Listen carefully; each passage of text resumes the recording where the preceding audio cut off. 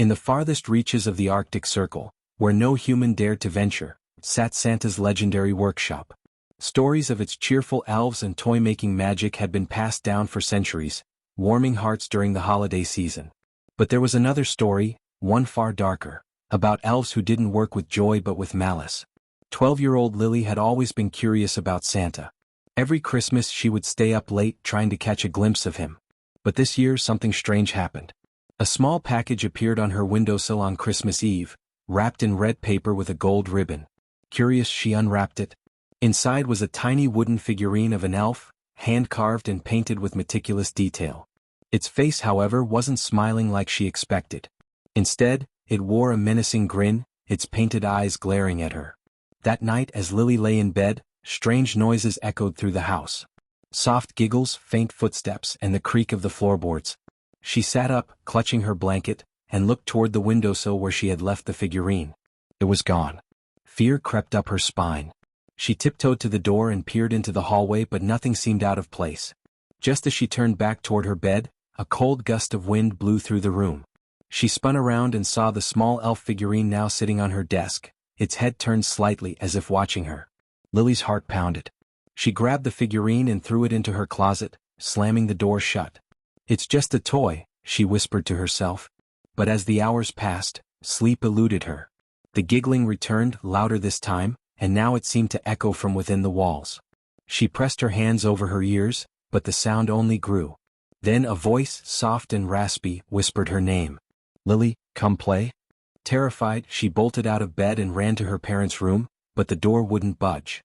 No matter how hard she pushed or pulled, it stayed shut as if something was holding it closed from the other side. A shadow flickered in the corner of her eye. She turned to see a group of small figures scurrying across the floor. They moved too fast for her to get a good look, but she could hear them whispering and laughing. She backed against the wall, her breathing shallow. "Who's there?" she demanded. The whispers stopped. From the shadows stepped a figure no taller than her knee. It was the same elf from the figurine, but now it was alive. Its painted grin stretched wider, revealing sharp, needle-like teeth. "Santa doesn't need you on the nice list anymore," it hissed. Behind it, more figures emerged, elves with twisted faces, their tiny hands clutching sharp tools that gleamed in the moonlight. They surrounded her, their laughter echoing like a chorus of broken bells. Lily ran, dodging the grasp of the tiny creatures.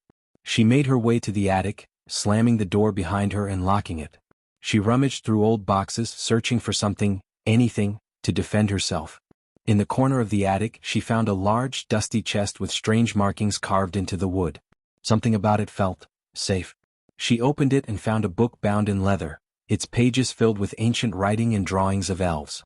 One page caught her eye, a warning about the Dark Elves of Yule. These weren't Santa's cheerful helpers but creatures of chaos, banished long ago. The book described their hatred for humanity and their tendency to play cruel, deadly games with those who crossed their path. The only way to stop them, the book said, was to trap them in a circle of iron. Lily looked around the attic, her heart racing. She found an old iron candlestick and quickly broke it apart, fashioning a crude circle on the floor. The attic door burst open and the Dark Elves poured in, their eyes glowing with malice. They swarmed toward her, their tiny weapons glinting.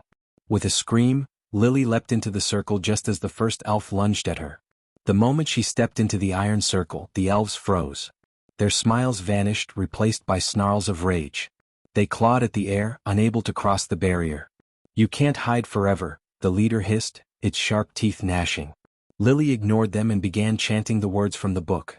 A cold wind swirled through the attic and one by one, the elves screamed as they dissolved into ash, leaving behind only the faint echo of their laughter. When the final elf disappeared, the house fell silent. The air grew warmer and the attic door creaked open on its own. Lily stepped out of the circle, clutching the book tightly. She never spoke of that night, but every Christmas Eve after, she placed a circle of iron around her bed just in case. And in the farthest reaches of the Arctic Circle, deep within Santa's workshop, the remaining Dark Elves whispered her name, waiting for the chance to escape again.